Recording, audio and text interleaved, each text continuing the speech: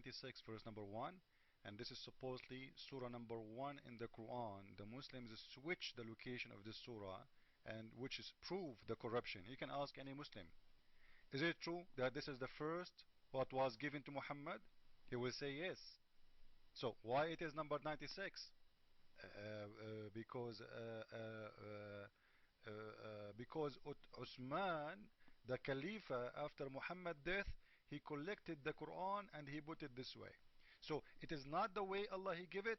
No, it's the way Allah give it, but he just changed location. You know, when you change location, it means the book is not the same anymore. Who allowed Uthman to change location? If this was the first verses was given to Muhammad, who are you to change the locations? And how we can trust the Quran anymore? So this is number one. Number two, if Allah is talking to Muhammad, you know, how Allah is saying to Muhammad, read in the name of the Lord. Why he didn't say in the name of me? And if Muhammad he cannot read, why he's saying to him read? And again he created man out of the clot. You know, always all the Quran insists that Allah he created the man out of the sperm. Suddenly he created him out of the clot. Sperm or clot. Take a look at every one of those orange marks. Every one of those orange marks are what we know as manuscript variants. That means words or phrases in that script that's different than the canonized text we have today. There's over 1,000 of these manuscript variants. Yet Muslims tell us that the Quran has never changed. The Quran has always remained the same. That this is God's holy text. That it is complete. And that it was complete by the time of Uthman. There's another picture of another page. When they looked at the palimpsests, now when they noticed that all of these manuscripts are written on skins, animal skins. We know them as parchment or vellum.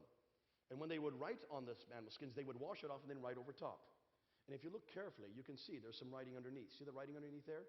See the writing underneath there? They notice this writing underneath. So they put it under an ultraviolet light. And by putting it under ultraviolet light, they can split the text and bring them aside and look at the two texts. And the lower script is known as defective script. The upper script is known as the final script. When they looked at the defective script of the Sana manuscript, they noticed that that was from the time of Abd al-Malik. Basically the last 2 decades of the 7th century. The upper script was the time just after Abd al-Malik, probably Marwan, or his son, Ibn Malik. And take a look and look at the script and you will see that it does not agree with the Quran we have today. So what is that telling us? What was exciting is that on the back of every one of these folios, I have pictures of every one of these manuscripts, but on the back I have quoted what the Muslims are now telling us. What you read on the back of this, I can give this out to people if they want to come up and read it afterwards, are what the Muslims are now admitting.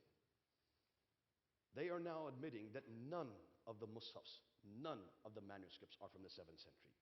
That every one of the manuscripts is from the 8th century. Which means that the first manuscripts that even appear, that even come into existence, don't come into existence until 60 to 70 years after Muhammad.